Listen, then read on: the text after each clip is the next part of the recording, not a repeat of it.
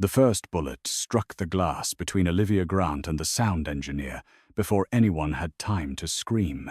1 second, she was standing beneath the soft amber lights of Studio 9, headphones covering her ears, reading a line from a script that had never felt like fiction. The next, the control room window exploded inward. Glass flew across the recording booth like frozen rain. Olivia dropped behind the microphone stand as another round tore through the walls. Red lights flashed above the studio door. The engineer on the other side disappeared beneath the console. A man in a dark suit near the exit reached beneath his jacket, but the door burst open before he could draw his weapon. The man who entered did not look surprised by the gunfire. He looked furious that it had reached her. Adrian Moretti crossed the room through smoke and falling glass, with the cold precision of someone who had spent his life walking toward danger. He wore a black suit without a tie, his dark hair damp from the rain outside. His expression controlled even as bullets splintered the wall beside him. Olivia had seen photographs of him before. Everyone in America had. Some called him a businessman. Others called him a suspected criminal financier. Newspapers used careful phrases around his name because journalists had learned that accusations required proof, and proof had a habit of disappearing. In the underground world, no one bothered with careful language. Adrian Moretti was the head of the Moretti organization, a man feared by politicians, police chiefs, rival families, and men who claimed not to fear God. He looked straight at Olivia. Not at the armed security team, not at the men firing through the hallway. At her. Down, he ordered. His voice was the same one she had been listening to for the past 3 hours. The same deep, measured voice hidden inside the recordings she had been hired to translate and perform. Before she could respond, another burst of gunfire ripped across the booth. Adrian reached her in 2 strides. His arm locked around her waist, pulling her against the hard line of his chest. He turned his body between hers and the broken window as the wall erupted behind them. Olivia felt the impact when a bullet struck him. His body jerked once, but he did not release her. He drove them both behind the soundproof console, one hand cradling the back of her head as burning acoustic foam fell from the ceiling. "Are you hit?" he asked. Her breath caught. He was bleeding near his shoulder, yet his voice remained calm. "No, look at me." She did. His eyes were darker than they appeared in photographs.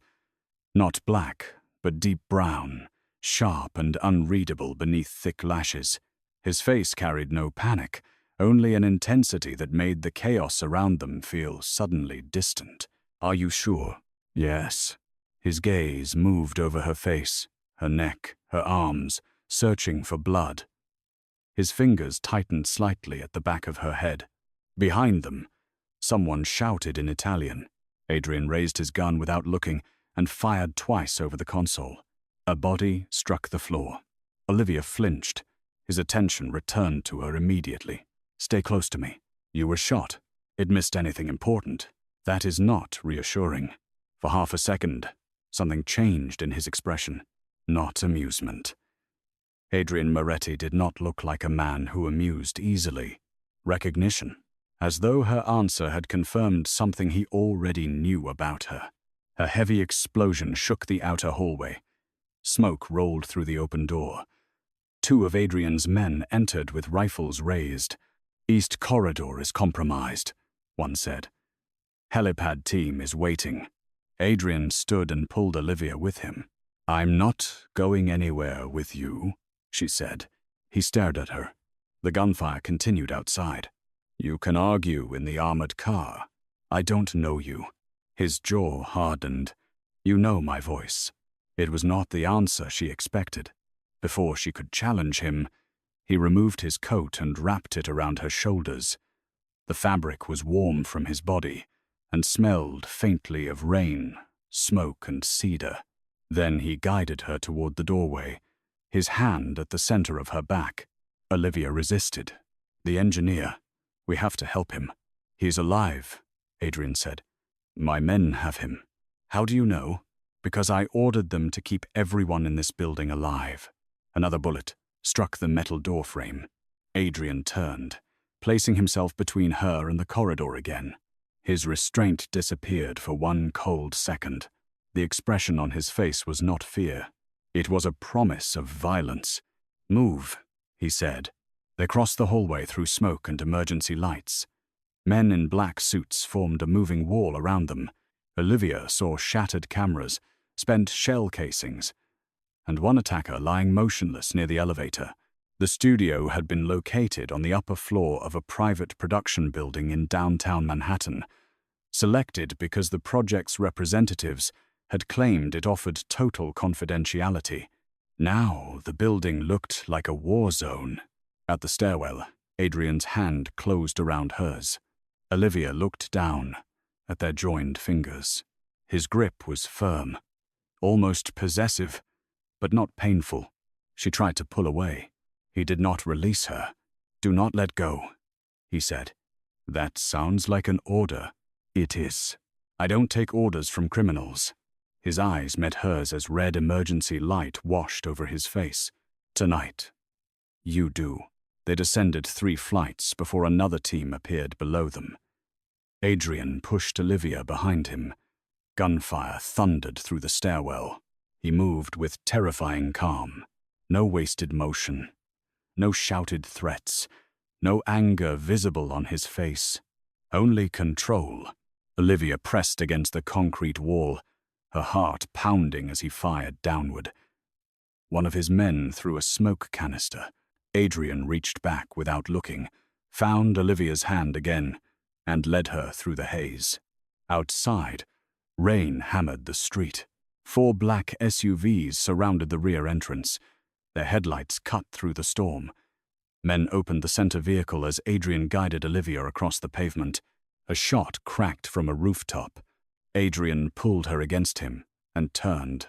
The bullet struck the SUV window, leaving a white fracture across the armored glass. His arm tightened around her. For one suspended moment, they stood in the rain, her body protected by his blood soaking through the shoulder of his white shirt beneath the open jacket. Then his men returned fire toward the roof. Adrian opened the SUV door and lifted Olivia inside before she could protest. He entered after her. The convoy moved before the doors had fully closed. Olivia sat across from him, breathing hard. Rainwater ran through his hair. Blood spread slowly over his shoulder. A medic reached for him. Adrian pushed the man's hand away. "Check her first." "I told you I'm not injured." The medic hesitated, looking at Adrian. Adrian's gaze did not leave Olivia. "Check her." Olivia held out her arms in frustration, while the medic examined the small cuts from the shattered glass. Adrian watched every movement, not with the casual concern of a man protecting a witness, with focus so intense it unsettled her more than the gunfire had. The medic cleaned a thin cut near her temple. Adrian's hand tightened over his knee. Olivia noticed.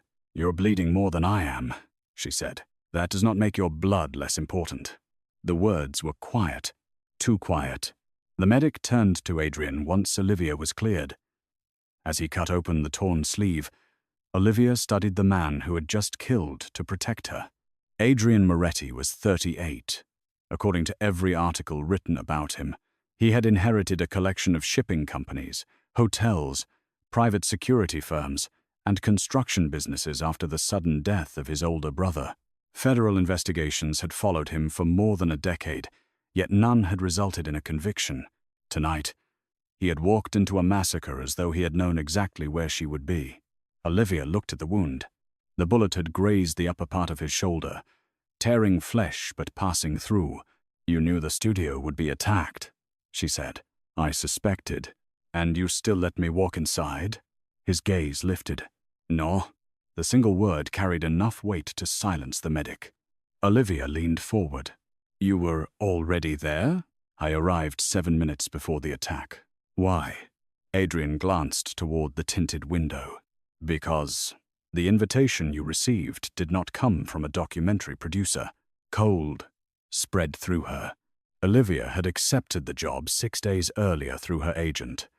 The payment was unusually high, but not impossible for a confidential streaming documentary. She had signed non-disclosure agreements. She had surrendered her phone at the entrance. She had been told that names and locations within the material were fictionalized for legal reasons. Then she had heard Adrian's voice. Not en imitation. Not an actor. Him. The first recording had sounded like a conversation between Adrian and one of his lieutenants about shipping routes through New Jersey. The second contained references to an old church, a dead informant, and a federal operation named Silver Glass. By the fourth recording, Olivia had stopped believing the material was intended for entertainment. There had been strange pauses in the conversations, words repeated in unnatural patterns, sentences that seemed to change meaning when read aloud, and every recording had included one word spoken with unusual emphasis. Listen, home, winter, blue, trust. She had assumed someone was hiding a message. She had not imagined the message might be for her. Who sent the invitation? She asked. We are still confirming that. You expect me to believe you don't know? I expect nothing from you tonight except survival. The medic removed a fragment of glass from Adrian's shoulder. Adrian did not react. Olivia looked toward the front of the SUV. Take me home. No. Her eyes snapped back to him. No? The people who attacked the studio know your address. Then take me to the police. Some of the people who arranged tonight's attack are police. The FBI? His silence answered before he did. Olivia felt the air leave her lungs. During the second hour of recording, she had recognized language associated with federal surveillance transcripts. Certain verbal timestamps, specific abbreviations. The material had not simply contained mafia conversations. It had been processed by someone inside law enforcement. Why would the FBI want me dead? Adrian leaned forward slightly. That is the question I need you to help answer. I'm a voice actress. You are more than that. You don't know anything about me. His eyes held hers. The city lights moved across his face as the SUV sped through the rain. I know you drink tea with honey before long recording sessions because dairy affects your upper register. I know you refuse contracts that require public appearances. I know you donate anonymously to literacy programs in Queens. I know you re-record every sentence in which grief sounds false, even when the producer says the first version is acceptable. Olivia stared at him. The medic stopped working for 1 second, then wisely lowered his head. Adrian continued. I know you speak French, Italian, and enough Russian to recognize regional accents. I know you changed agents 3 years ago after your previous agent attempted to sell photographs of you to a tabloid. I know you have never attended an awards ceremony, even when you won. Her fear shifted into something colder. How long have you been watching me? His expression became still. Watching is not the word I would use. What word would you use? He did not answer. The convoy left Manhattan and entered a private aviation terminal near the river. A helicopter waited on the rooftop, its blades already turning beneath the storm. Olivia looked from the aircraft to Adrian. No, you will be safer away from the city. Where? My island. She laughed once, but there was no humor in it. Of course you have an island. It is less dramatic than it sounds. Armed men tried to kill me in a recording studio, and now a mafia boss wants to fly me to a private island. It sounds exactly as dramatic as it sounds. The corner of his mouth moved almost imperceptibly. Then his expression hardened again. The choice is not between coming with me and returning to your apartment. Your apartment is already compromised. You checked? I had a team there before we left the studio. Without my permission? Yes. Her anger rose, pushing through the shock. You do not get to take control of my life because someone fired a gun at me. No, he said. I take control because the people who fired at you will try again. And what happens when I become inconvenient to you? His gaze darkened. You will never be inconvenient to me. The certainty in his voice frightened her more than a threat would have. Olivia looked away. The helicopter lifted into the rain. 2 hours later, they landed on an island off the coast of Maine. The mansion stood above a black, violent sea, built from pale stone and glass, its windows glowing against the storm. Waves struck cliffs below the property. Armed guards lined the helipad, their coats snapping in the wind. Adrian stepped out first. When Olivia followed, a gust nearly pulled her sideways. His hand closed around her waist. She froze. He steadied her, his body behind hers, his face close enough that she felt the warmth of his breath near her temple. For one dangerous second, neither moved. Then he released her. The mansion was quieter than she expected.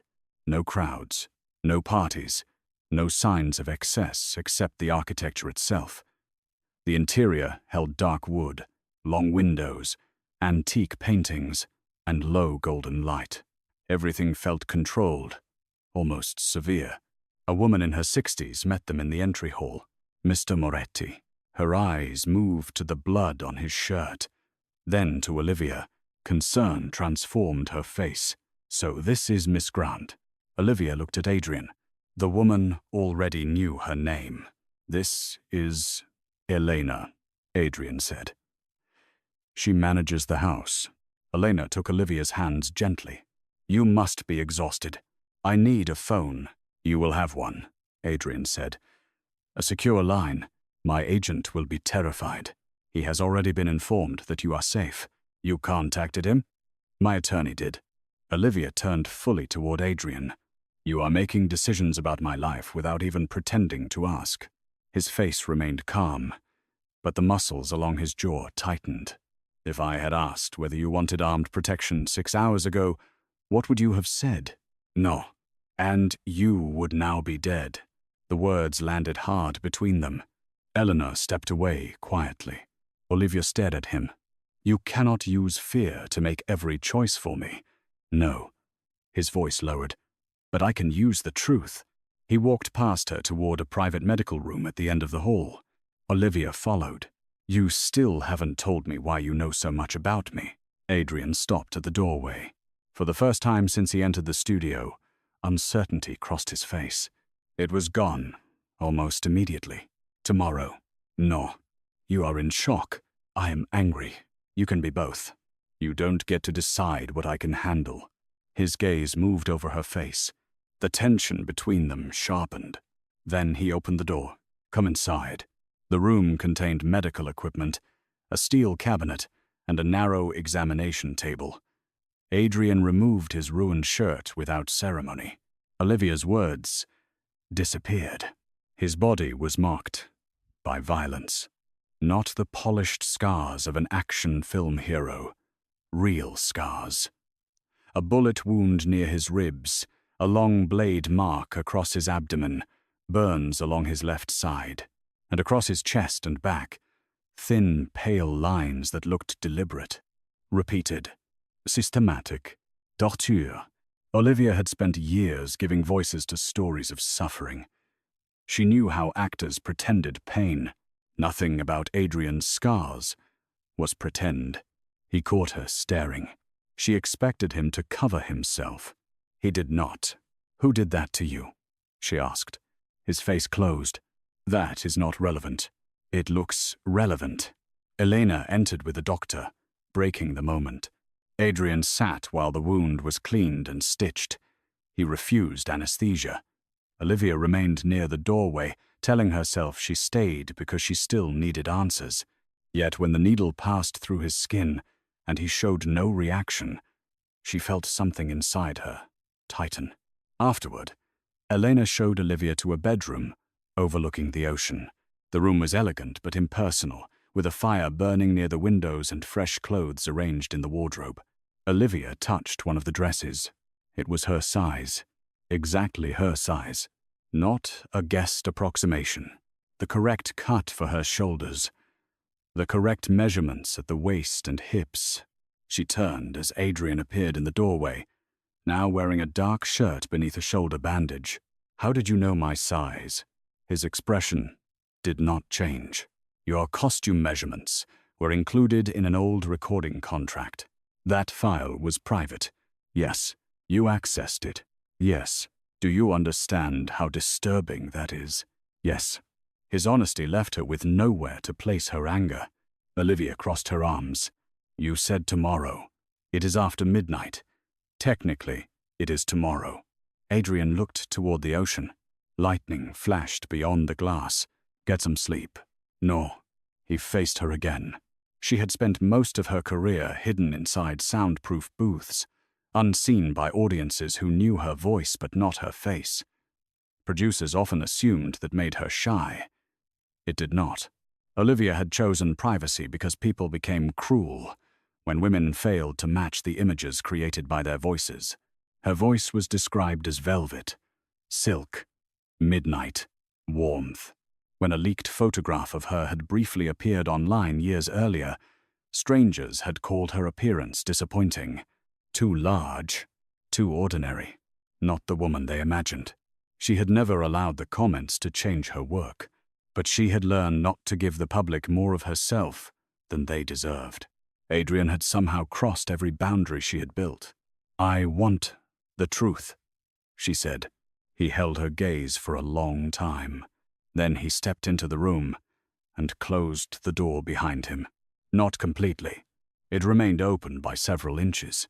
A deliberate choice, she realized. He did not want her to feel trapped. The recordings you heard tonight were created over 6 months, he said. Some were real conversations. Some were staged. All were designed to pass through a specific FBI evidence processing system. Why? To identify a leak inside the bureau. Yes, and you needed me because the recordings contained layered vocal patterns. I noticed repeated stress markers. I knew you would. How? He looked at her with that same unsettling recognition. Because you hear what other people miss. Olivia's pulse shifted. Who made the recordings? I did. For me? The silence that followed answered before his voice did. Yes. The storm pressed against the windows. Olivia felt suddenly unsteady. You arranged the documentary job. I arranged for the material to reach you. I did not arrange the attack. You manipulated me. Yes. Again, no excuse. No attempt to soften the truth. Why not simply ask for my help? Because you would have refused. You don't know that. I do. You think knowing what tea I drink means you know how I make moral decisions? No. His eyes narrowed slightly. I know you would never knowingly assist a mafia organization. At least one of us understands boundaries. His expression hardened, but he accepted the blow. Olivia stepped closer. What was I supposed to find?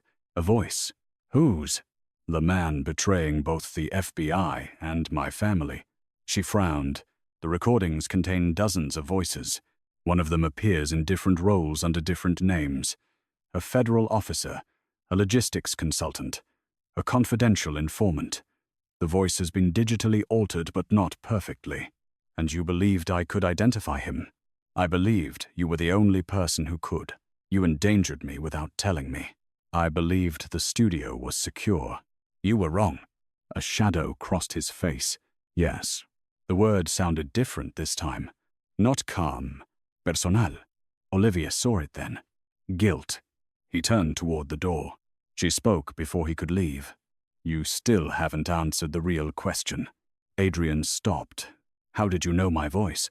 His shoulders became rigid. For several seconds, only the storm answered. Then he said, Sleep, Olivia. It was the first time he had used her first name. The sound of it in his voice moved through her with unexpected intimacy. She hated that he heard her breath catch. Adrian opened the door. Do not lock it, he said. Her anger returned immediately. Excuse me, the locks can be overridden from the security room, but a locked door would slow my men if someone breached the house. You expect someone to attack an island. I expect everyone to attack eventually. He left. Olivia locked the door anyway. She did not sleep. At 3 a.m, she heard music in the hallway. Not music. A voice. Her voice. She opened the bedroom door. The sound drifted from the lower floor, soft beneath the storm. Olivia followed it through the dark mansion. She recognized the audiobook immediately. The Winter Garden, recorded 6 years earlier. A quiet literary novel about a widowed woman restoring an abandoned house by the sea. Her narration played through speakers hidden somewhere beyond a set of half-open doors. Olivia entered a private library. Adrian sat alone near the fireplace. His head rested against the back of the chair, eyes closed. One hand curled around an untouched glass of whiskey. Her voice filled the room. Some houses remember every person who has ever begged them for shelter. Adrian's eyes opened. He did not startle. He simply looked at her. Olivia stepped inside. "You listen to my work." He reached toward the control beside him and stopped the recording. The silence felt more intimate than the narration had. "How many?" she asked. He did not answer. She looked toward the shelves. Hundreds of audiobooks lined the wall. Not merely novels she had narrated under her own name, but obscure recordings, limited releases, educational texts, independent productions she barely remembered making. All hers. Olivia moved closer to the shelves. "You collected them?" "Yes." Her hand hovered over an early fantasy novel she had recorded in a small studio in Brooklyn. "That was one of my first jobs. Only a few thousand copies were released." "I know." She turned. "Why?" Adrian looked toward the fire. His face seemed carved from shadow. 5 years ago, I was held for 87 days by men working for the Vescari family. Olivia's gaze dropped involuntarily to the scars beneath his shirt. He continued without emotion. "They wanted access codes, shipping routes, names of political contacts. When I refused, they changed methods." His tone remained controlled, but the room seemed to grow colder. "My brother found me after they abandoned the facility. I survived the infection, the blood loss, the surgeries." His fingers tightened around the glass. "But afterward, I could not sleep." Olivia said nothing. "When I closed my eyes, I returned to that room. Medication made it worse. Silence made it unbearable." His gaze lifted to hers. "One night, a nurse played an audiobook because she thought ordinary sound might help." Olivia's chest tightened. "Which one?" "The North Road." She remembered it. A mystery novel about a woman driving across the country after losing everything. "I hated that recording," she said softly. "I had a cold through half of it. You breathed differently between sentences." She stared at him. "I listened to it for 9 nights." His voice lowered. Then another. Then another. The fire shifted between them. "Your voice gave my mind something to follow out of the dark." Olivia could not move. Hundreds of recordings. Hundreds of nights. A feared man alone in a room, holding on to a voice belonging to a woman he had never met. "You became dependent on them," she said. "Yes." The admission was almost soundless. "Did you know what I looked like?" "Not at first." "And when you found out?" His expression changed. The question had struck somewhere deeper than she intended. "When I found out," he said, "nothing changed." Olivia looked away. It should not have mattered. Yet it did. She had spent years hearing praise for a voice disconnected from her body. People loved what they imagined. They loved an invisible woman. Adrian had found the real one and kept listening. "Why did you never contact me?" His gaze remained fixed on her. "What would I have said?" "The truth. That your voice was the only thing standing between me and madness." The words settled heavily in the room. "That I had listened to you breathe, laugh, grieve, and whisper through hundreds of stories until I knew the rhythm of your silences. That I could recognize when you were tired, when you were angry, when you were forcing calm." He stood. The movement brought him closer. "That would not have sounded like gratitude, Olivia." "What would it have sounded like?" His eyes moved over her face. "Obsession." The fire cracked behind him. Olivia's breath became shallow. Adrian took one step closer, then stopped. He was near enough to touch her, but his hands remained at his sides. "You should return to your room," he said. "Why?" His gaze dropped briefly to her mouth before rising again. "Because tonight, I am trying very hard to remember that you are here against your will." The honesty in his voice sent heat through her and fear behind it. She stepped back. Adrian's expression closed instantly. He moved away first. Olivia returned upstairs, with the sound of her own heartbeat following her through the hall. By morning, the island had become a fortress. Men patrolled the cliffs. Boats monitored the surrounding water. A helicopter circled beyond the harbor. Olivia sat in a secure office with headphones and a computer disconnected from all external networks. Adrian stood behind her as she replayed the recordings. She could feel him, even when he did not speak. The awareness made concentration difficult. "You are too close," she said. He stepped back immediately. The obedience surprised her. She isolated one distorted voice from the second recording. The speaker had appeared as a federal handler discussing evidence transport. She adjusted the pitch. "Again," Adrian said.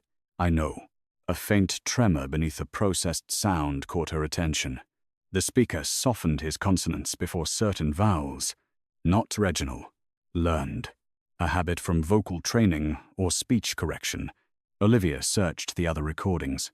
The same pattern appeared in the voice of a mafia courier, then a supposed informant, then a man identified only as MV. She removed the headphones. "It is the same person." Adrian moved closer. "Can you identify him?" "Not yet." His jaw tightened. "But I can tell you something else." He trained himself to suppress a stutter. Adrian's eyes sharpened. "You are certain?" "Yes." The digital filter removed pitch and resonance, but he still delays before words beginning with hard consonants. Adrian turned toward one of his men. "Get me every federal officer connected to Silver Glass who received speech therapy as an adult." The man left. Olivia looked up at Adrian. "What is Silver Glass?" "A joint task force created to dismantle my organization." "You say that like it's unreasonable." "It is reasonable." His answer startled her. "I have done things that justify investigation." Silver Glass was different. Operations failed before they began. Witnesses disappeared. Evidence was sold to rivals. Federal agents died. And you think someone inside the FBI created the task force to profit from the war? Yes. Why help expose him? Removing a corrupt agent would strengthen the Bureau against you. Adrian looked out at the sea. Because he ordered my brother's death. The room quieted. Olivia had read about Luca Moretti's death in a car bombing 2 years earlier. Adrian had taken full control of the organization afterward. "This is revenge," she said, at first. "And now?" His gaze shifted to her. "Now he tried to kill you." The coldness of his voice left no doubt that the motivation had changed. That afternoon, an encrypted call came through from Olivia's agent, Nathan Cole. His face appeared on the secure monitor. "Olivia, thank God." She leaned closer. "Nathan, are you safe? I'm at a federal building. Agents came to my apartment this morning. They said you were kidnapped." Adrian stood behind the screen, outside the camera's view. Olivia looked at him. He shook his head once. Nathan continued. "They want you to turn yourself in. They say Moretti orchestrated the studio attack to abduct you." Olivia's stomach tightened. "Who are you speaking with?" "Deputy Director Malcolm Voss." Adrian's entire body went still. Olivia noticed. "Put him on," she said. A moment later, Malcolm Voss appeared on the screen. He was in his late 50s, silver-haired, composed, with the calm authority of a man accustomed to being believed. "Miss Grant, I am relieved to see you alive." Olivia studied his mouth as he spoke. Hard consonants. A slight delay before certain words. Controlled breathing. Her pulse accelerated. "You know where I am?" she asked. "We believe Moretti transported you to a private property off the coast." Adrian moved closer behind her. Voss continued. "You are in grave danger. Adrian Moretti is suspected of multiple homicides, racketeering, bribery, and international trafficking. Then why was I invited to record his conversations? A Pause. Small. almost invisible. But Olivia heard it. Those recordings were part of an active federal investigation. Voss said, "Why use me? You were selected by the production contractor." "What contractor?" Another pause. "Miss Grant, this is not the time. Say the word contractor again." Voss's expression changed. Only slightly. "Excuse me?" "Say it." Adrian's hand settled on the back of Olivia's chair. Voss looked directly into the camera. "You are frightened and confused." He avoided the word. Olivia knew. She had spent her career listening to what people tried to hide inside sound. The voice in the recordings belonged to Malcolm Voss. But something did not fit. If Adrian had created the recordings to expose him, why had Voss allowed them to reach her? Unless he had wanted her involved too. "You knew I would recognize you," Olivia said. Silence. Nathan's frightened face appeared at the edge of the screen. Voss smiled gently. "No, Miss Grant. I knew Moretti believed you would." The screen went black. A second later, alarms sounded throughout the mansion. Adrian pulled Olivia out of the chair. "What happened?" "He traced the call," one of the guards shouted from the hall. 3 boats approaching from the north, aircraft coming low over the water. Adrian's expression transformed. "Move her to the lower safe room." "No," Olivia said. He ignored her. 2 men entered. Adrian took her arm. "Go with them." "You said he traced the call. Nathan is still with him." "I will get Nathan." "How?" "By making Voss believe I care more about this island than I do." Gunfire sounded from the cliffs. The windows shook. Adrian guided her into the corridor. Olivia pulled free. These recordings were never only bait for Voss. His eyes narrowed. "This is not the time. He wanted me to hear them. He wanted me to identify him." A blast struck the western wall. Dust fell from the ceiling. Adrian moved in front of her. "Safe room. Now." She grabbed his shirt. "Listen to me. He is not afraid of being identified. That stopped him. He wants something else," she said. "Something only I can hear." A helicopter roared above the mansion. Adrian's men fired from the roof. He looked toward the office, then back at Olivia. "Take the drive," he ordered one of the guards. "Bring it downstairs." They descended into a fortified level beneath the mansion as the attack intensified above them. The safe room contained monitors, weapons, medical supplies, and an independent power system. Adrian locked the steel door. Only he, Olivia, and 3 guards remained inside. The others fought above. Olivia inserted the recordings into an isolated system. "Play the first one backward," she said. Adrian stared at her. "Why?" The repeated words. "Listen. Home, winter, blue, trust. They are not a sentence. They are markers." "For what?" Breathing. She reversed the audio and isolated the silence between phrases. Patterns emerged. Short pause. Long pause. 2 short pauses. A sequence. Olivia wrote the intervals down. "It's not Morse code," one guard said. "No. It is indexing." She opened the transcript. The pauses pointed to specific words. Silver.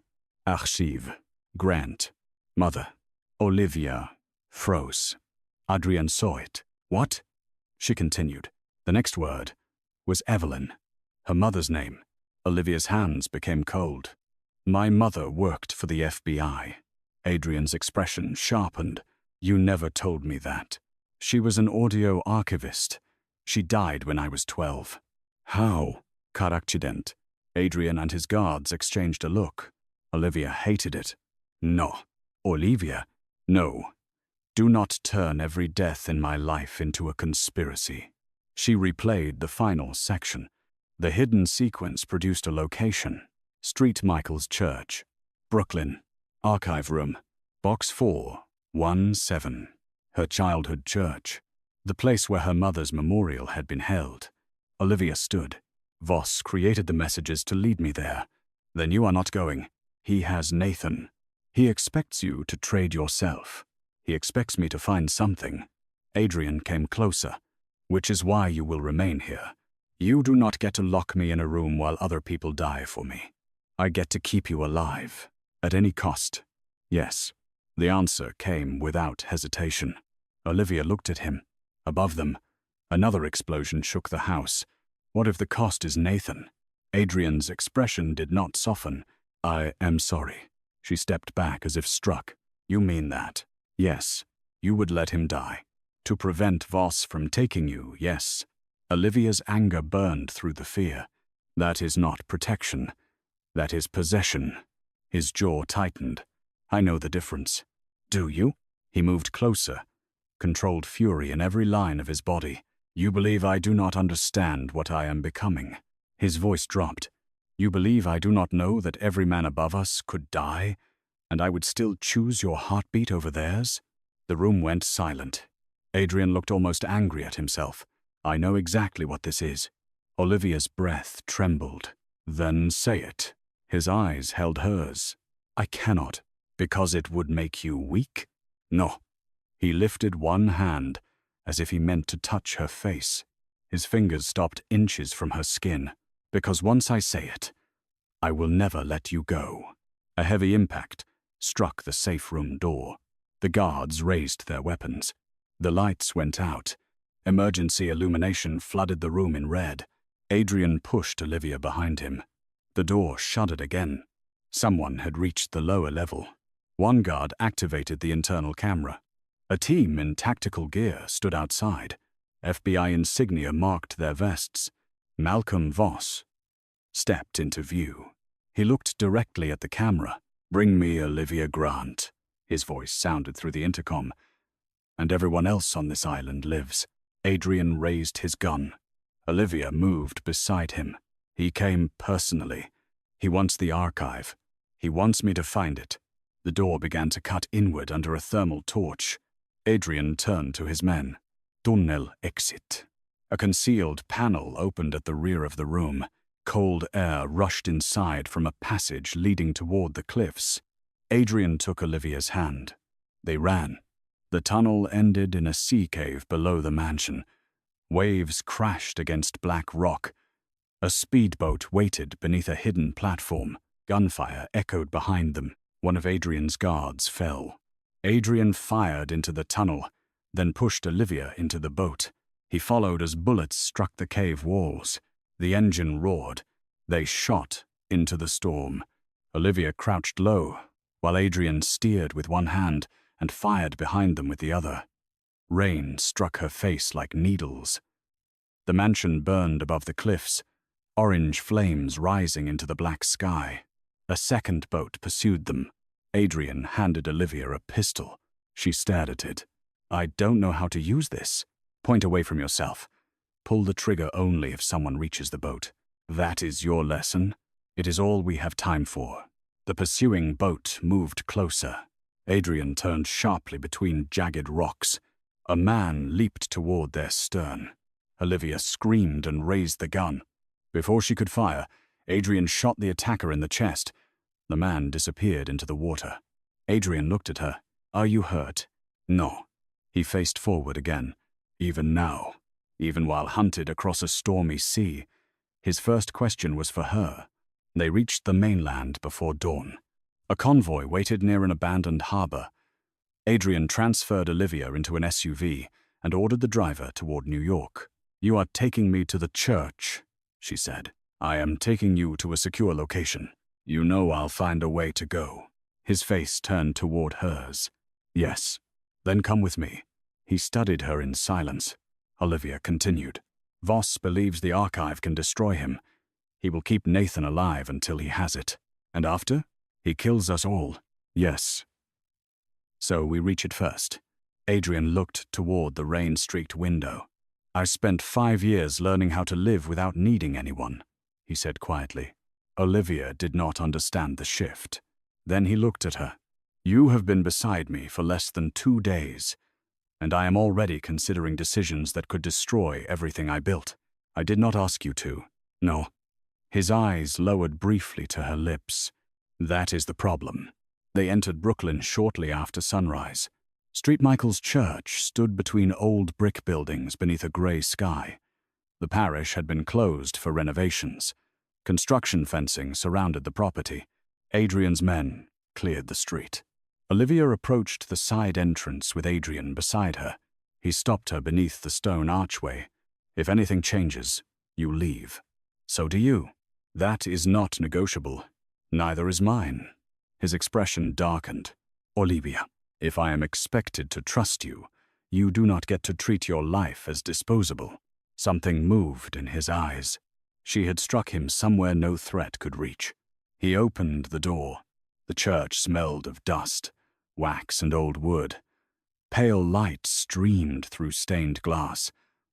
Olivia remembered standing there as a child, holding her father's hand during her mother's funeral. The grief felt different now, less like memory, more like a door reopening. They found the archive room below the sacristy. Box 417 contained old cassette tapes, federal evidence labels, and a small metal recorder.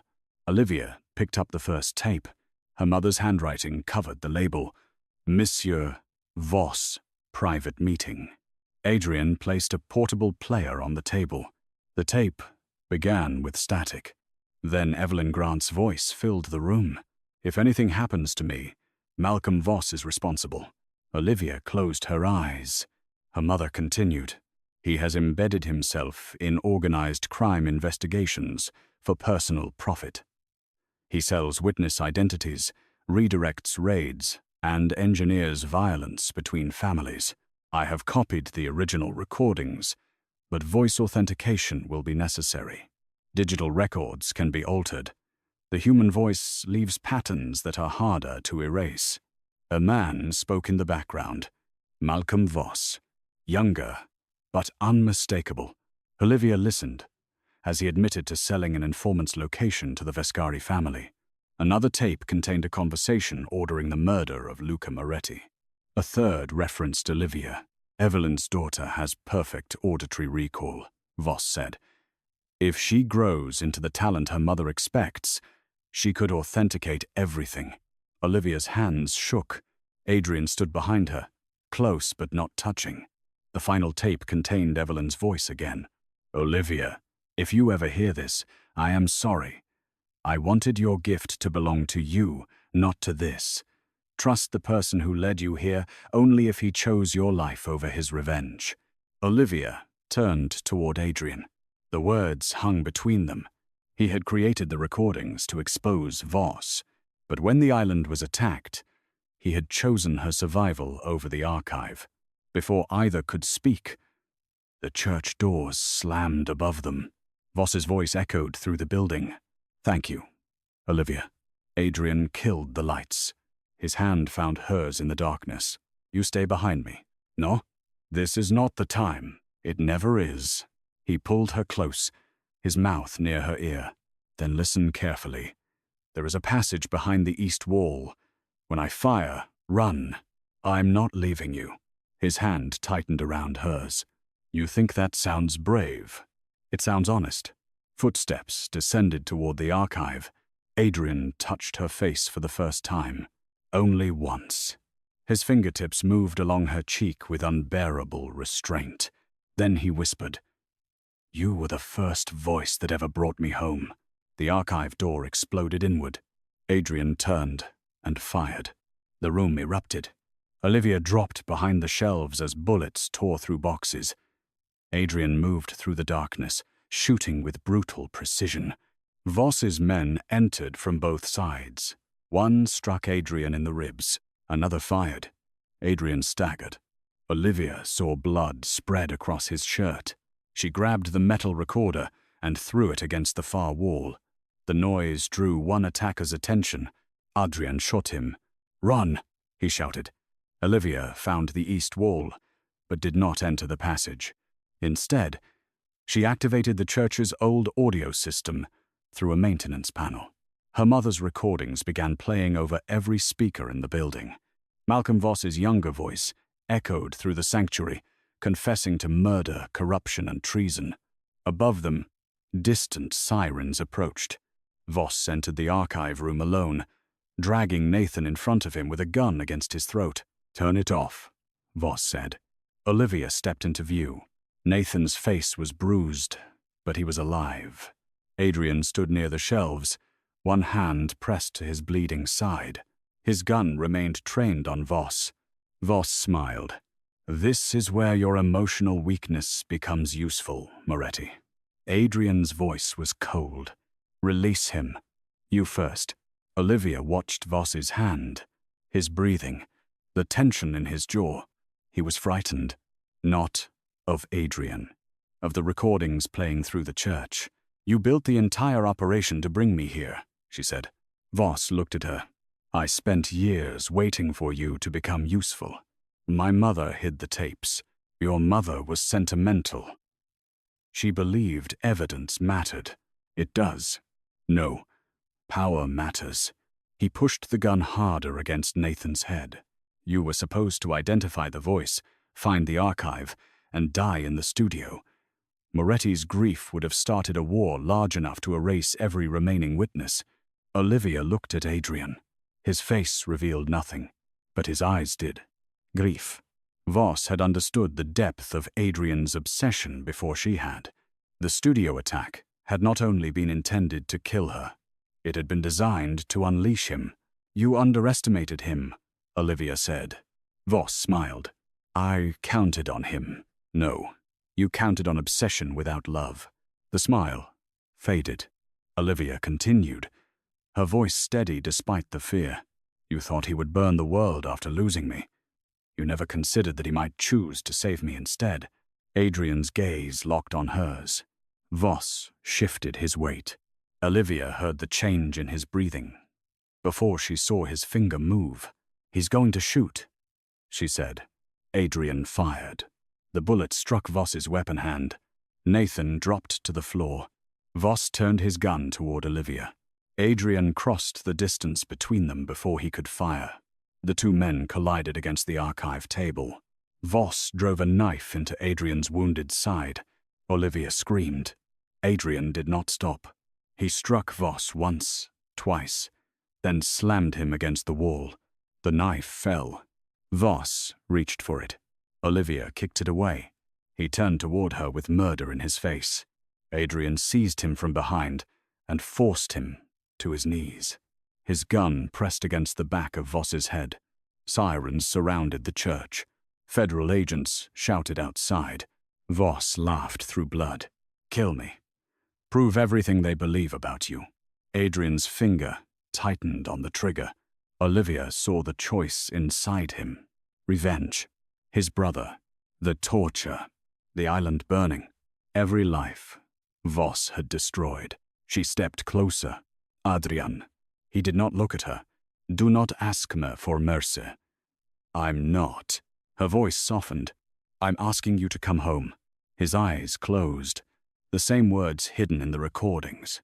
The same promise her voice had once given him in the dark. For several seconds, Adrian remained motionless. Then he lowered the gun. Federal agents stormed the archive.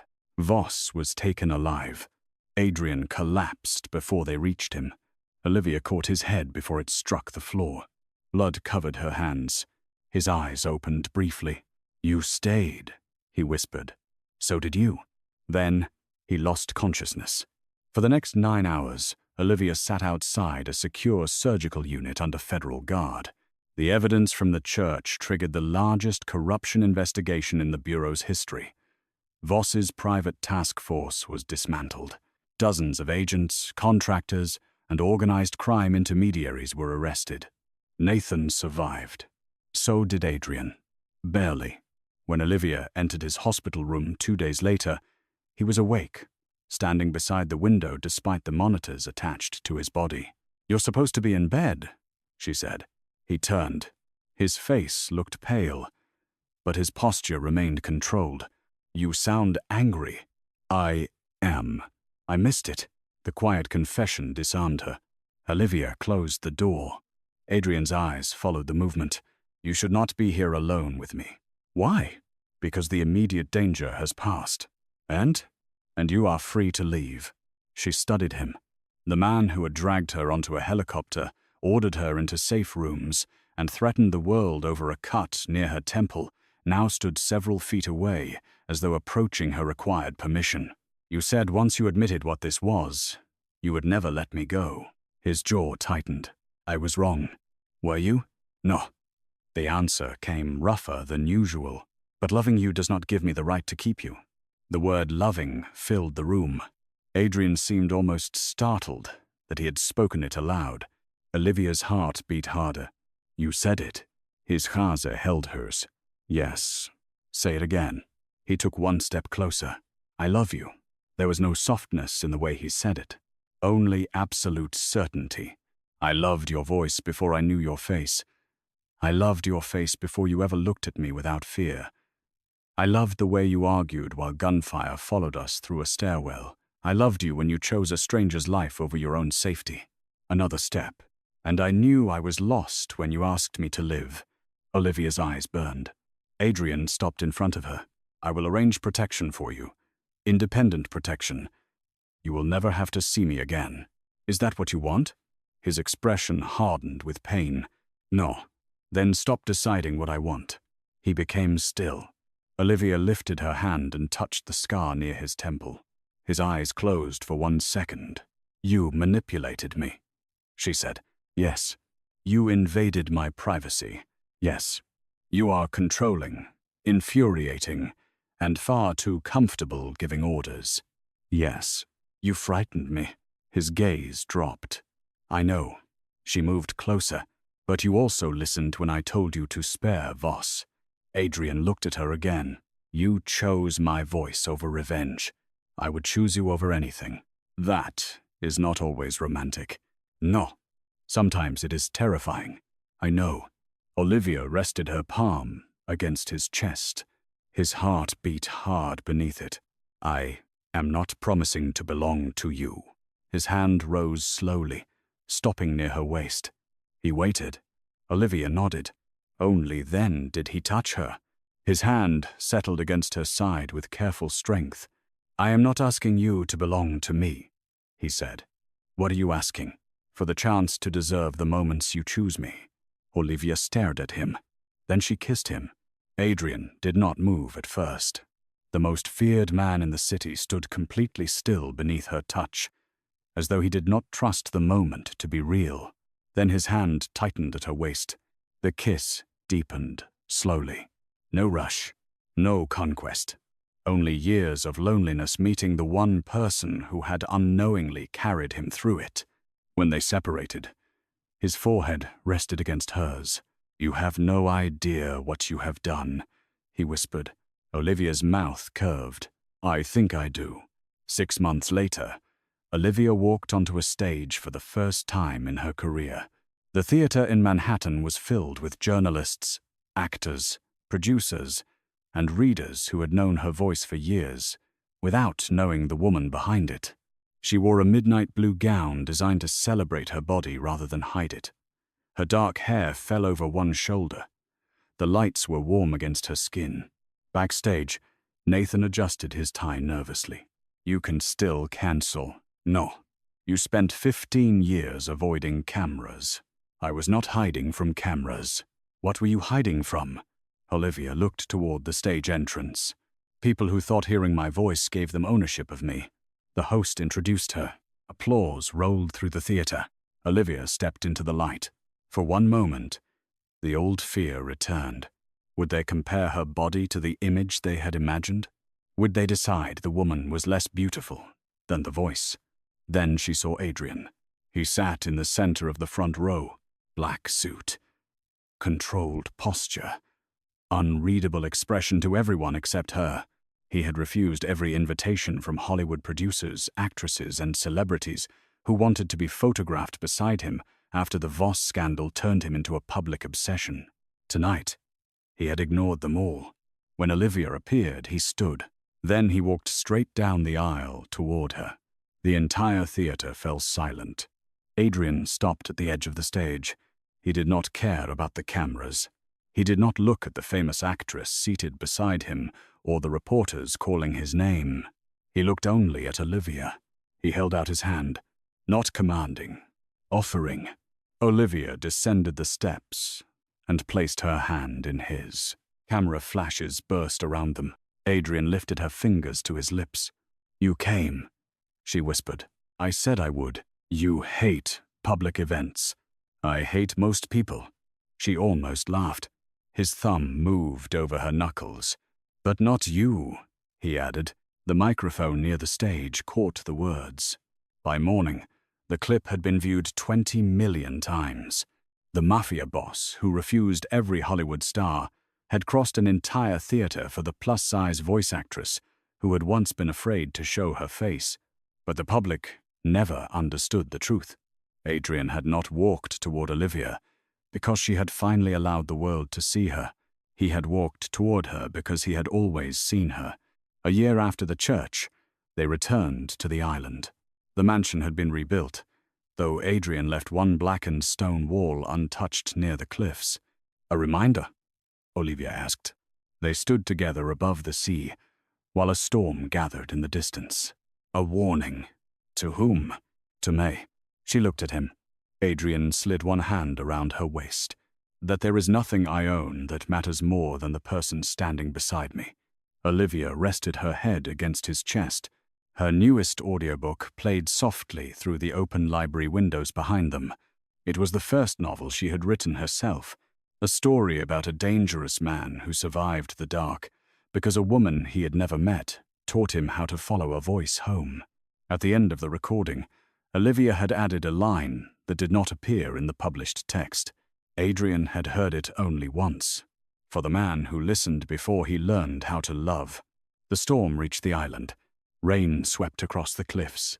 Adrian turned her toward him and placed a small black box in her hand. Olivia looked down. Inside was no enormous diamond, no public symbol of power, only an antique silver ring engraved with a sound wave. Her voice, the exact pattern created by the words "come home." Olivia looked up at him. For once, Adrian Moretti appeared uncertain, not frightened of bullets, not frightened of prison or enemies or death, frightened of her answer. "I cannot promise you a peaceful life," he said. "I know. I cannot promise I will stop wanting to protect you from everything. I know. I can promise that I will ask before making choices that belong to you. That sounds difficult for you."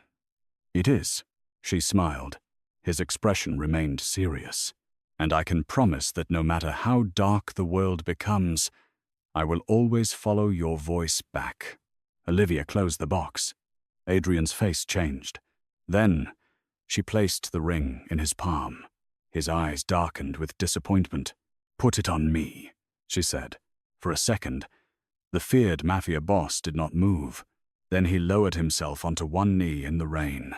Not before an audience, not before cameras, only before the woman whose voice had once saved him from a locked room inside his own mind.